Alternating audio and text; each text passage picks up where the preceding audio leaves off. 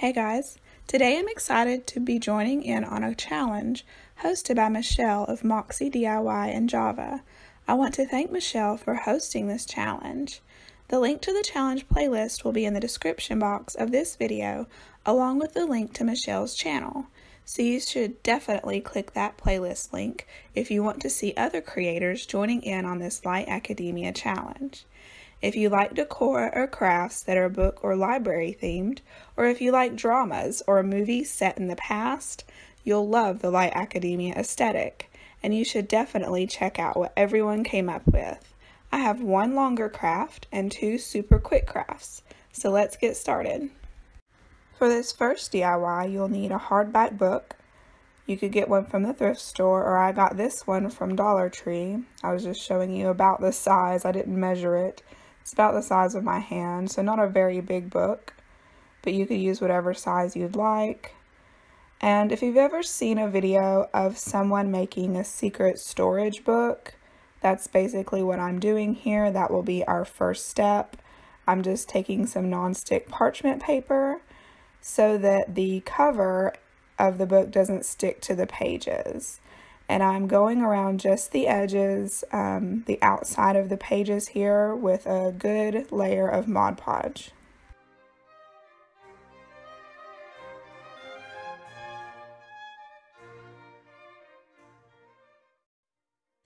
I want to still be able to open the front cover and back cover, and that's what the parchment paper is helping with.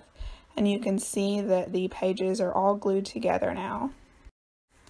I'm just using this ruler here to mark out a rectangle, and that will be my guide on what shape I want to cut out to make the hole in the center of this book.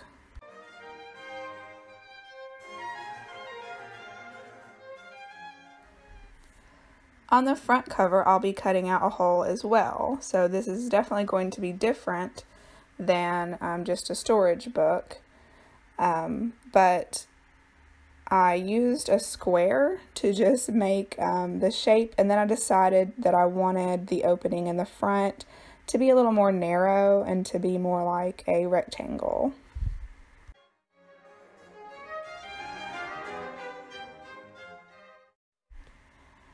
Just using an X-Acto knife, I'll be tracing around this rectangle that I made in here, and removing just a few pages at a time until I've gotten almost through all the pages.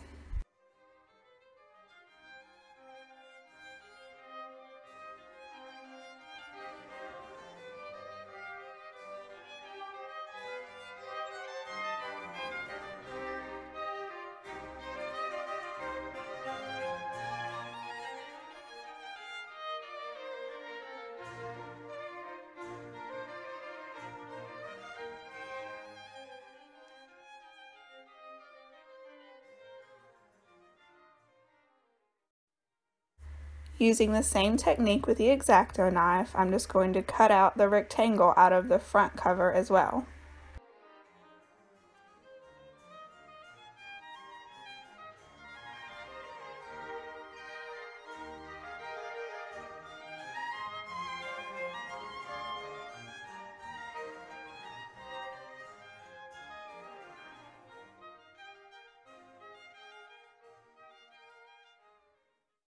So now we have our opening in our book and a window to see through the front of the book into the opening.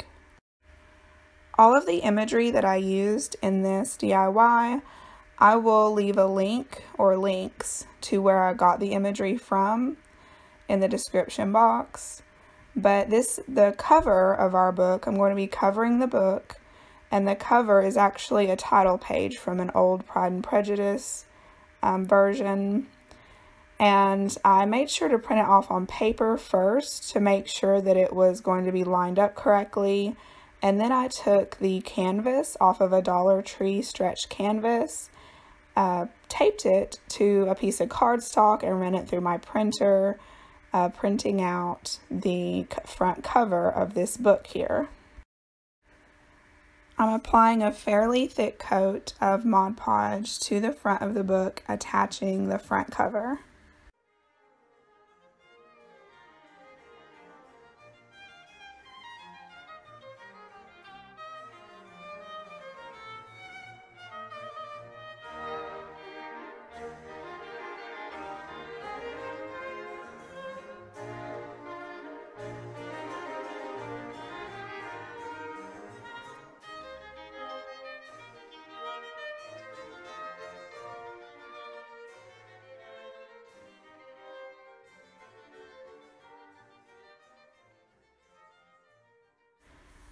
While the Mod Podge was still wet, I made sure to press down in the groove there, in between the side of the book, the spine, and the front of the book, so that the cover looks like it was the cover that came on this book.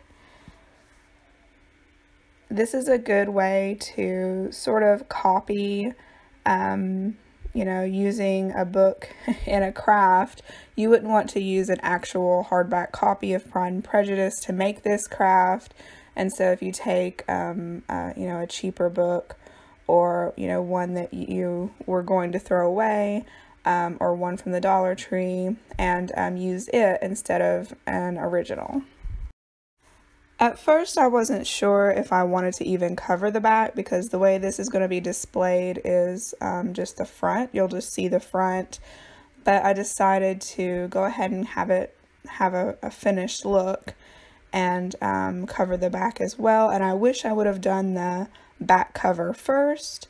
So if you do this same craft, you'll definitely want to cover the back and then fold over the front, you know, to have it cover the back.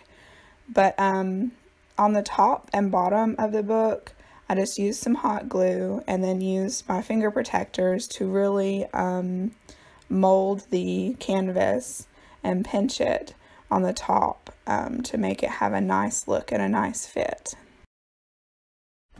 And then you're basically just going to wrap the cover, the front and back covers, like you would a present. Instead of using the Dollar Tree canvas, although I think it works best because it looks like, you know, a fabric cover of a book, like it's one you would buy. But if you want, you could use cardstock or paper and just Mod Podge a custom cover onto the book as well.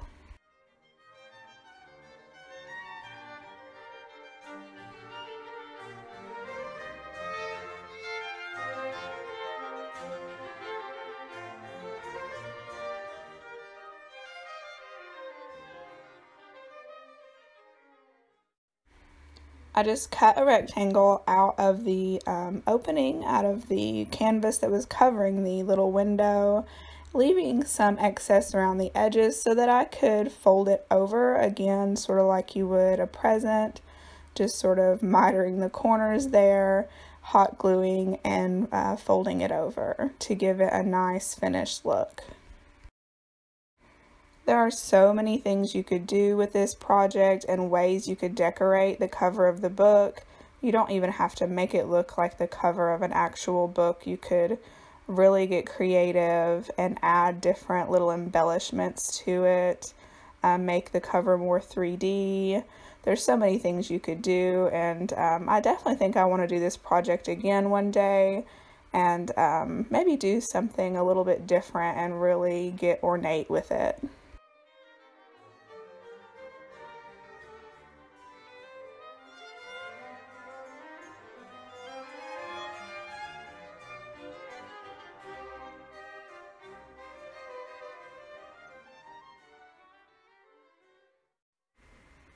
I'm not going to make you watch me cover the back, but I just wanted to show how I had to sort of pull away the canvas on the spine so that I could tuck the canvas that I was going to apply to the back underneath that canvas that was on the spine there to give it a cleaner look. So this is why I really should have done the back first.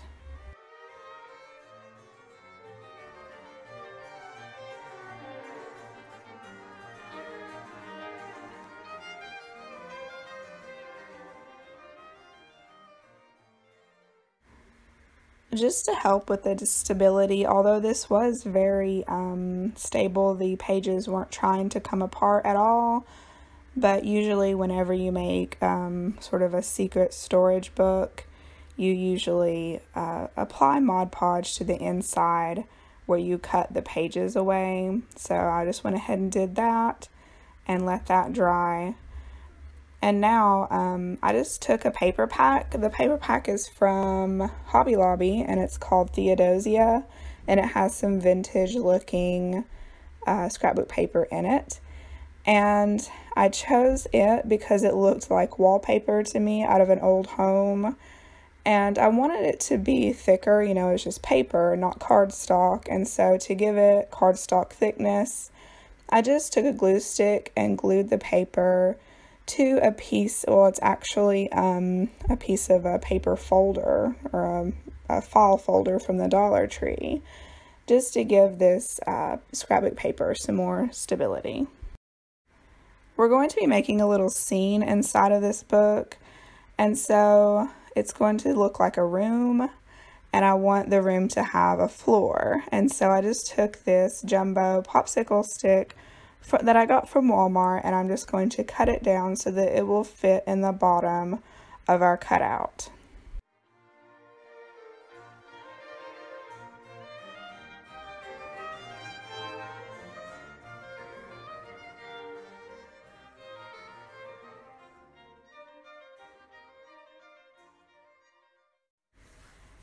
I want the book to still be able to close, and so I'm just trimming that down so that I can still close the book and it won't stick out past the cutout inside of the book and prevent the book from closing.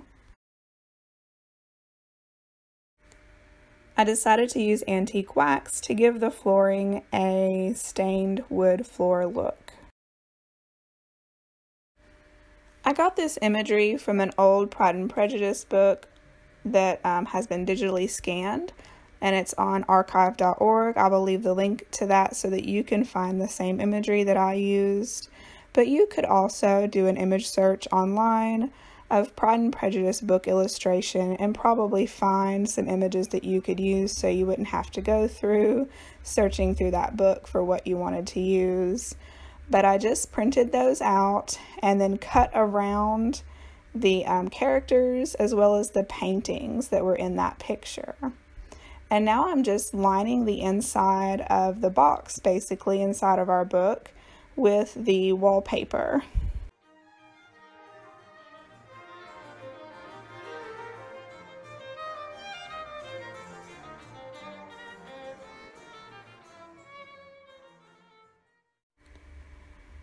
For the back wall, I used a glue stick, but for the sides, I just used the hot glue gun, and I used a utility knife to cut away any excess to make sure that it was very flush.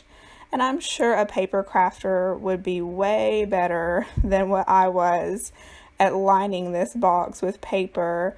I'm sure they have tricks and tips that I just don't know because I'm not a paper crafter. This is you know, I haven't done many paper crafts, but this step isn't necessary, but just in case someone did open the book, I wanted to make sure that this edging around the opening looked nice as well, so I went ahead and covered it in the paper as well.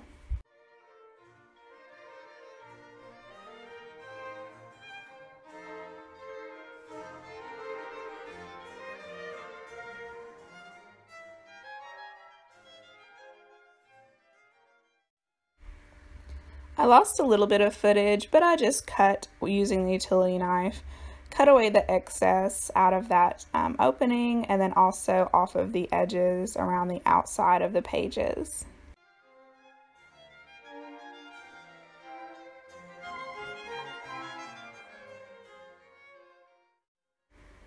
Just using some hot glue, I glued down the flooring of our little room here, and I made sure that the popsicle stick, you know, past the front so that it wouldn't stick out any. And I also made sure that the back of the flooring was a little higher than the front so that when you're looking straight at it, you'd be able to see that wood floor. The imagery I used had a few little pictures on the wall that I cut out. And if you didn't want to do it this way, you could certainly, to make it easier, just print off an image out of the book, an illustration, and not cut the pieces out and just have it be looking in at the illustration. You don't have to do this sort of 3D look that I wanted to accomplish, but I went ahead and just glued the pictures on the wall flat without having them pop out. And then I used some pieces of popsicle stick to make Mr. Darcy and Eliza Bennett sort of pop out and be more of a 3D, to have a shadow behind them. I used 2 layers of popsicle stick for him, and then just to change it up a little bit and have her popping out just a little bit more, I used 3 layers. If you had a thicker book than what I had, you could really go crazy doing different things in this little room. You could make a fireplace or have a potted plant, or you know, you name it. You could have cut her out and have her sitting on an actual little dollhouse chair and make it a whole little scene. But my book wasn't very big or very deep, and so I just wanted to make this a paper craft because there wasn't really a whole lot of room in this little cutout to do more than that.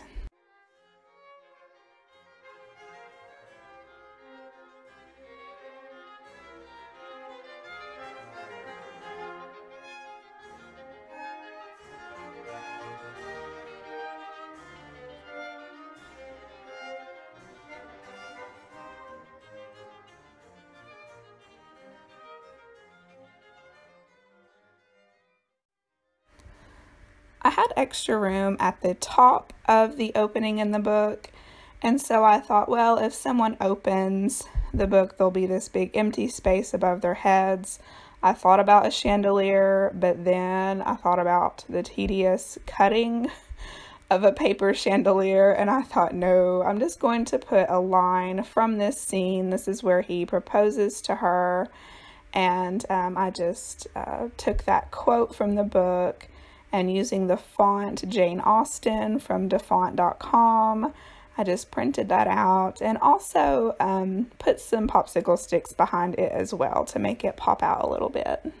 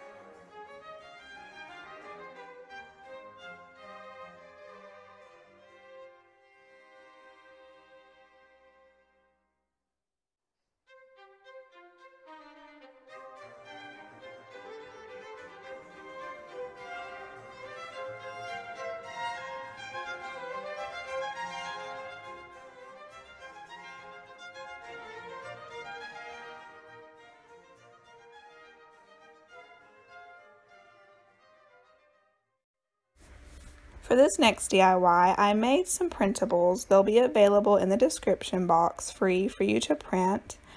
And I just took an image of a dictionary page and some floral images, cut the flowers out, and digitally applied them to the dictionary page.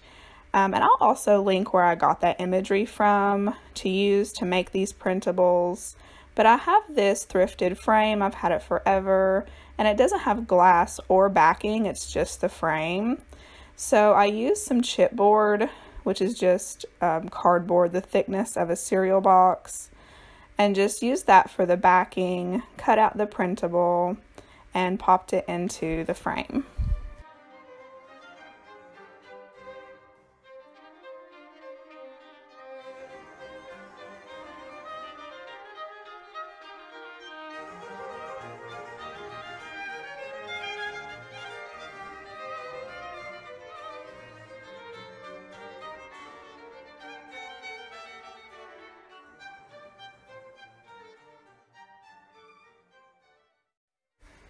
For this last DIY, I just took 2 of these votive candle holders from the Dollar Tree, There's the SKU number. But I've had these sitting around my house for a while. They're a little lackluster, didn't really know what I wanted to do with them. So to make them into something better, I'm just going to attach them to some other candle holders. Here I have some thrifted ones, and you can find wooden candle holders, candlesticks at thrift stores all the time. You could also use the Dollar Tree ceramic ones or the glass one, and just gluing with some E6000 these votive candle holders onto a taller candle holder and just combining two candle holders, it really makes for a more high-end, looking and unique looking candle holders. Thank you so much for watching today. Sorry this video ran a little long, but man, that book scene craft had quite a few steps. But other than being a little time consuming, it was so fun and much easier than it looked. If I can do it, trust me, you can too. This was a fun challenge to participate in, and I want to thank Michelle of Moxie DIY and Java for hosting it. That playlist link is down below in the description box, as well as a link to Michelle's channel. She runs an awesome channel with a variety of super creative crafts. I always love watching her videos. Thank you for watching today. See y'all in the next one.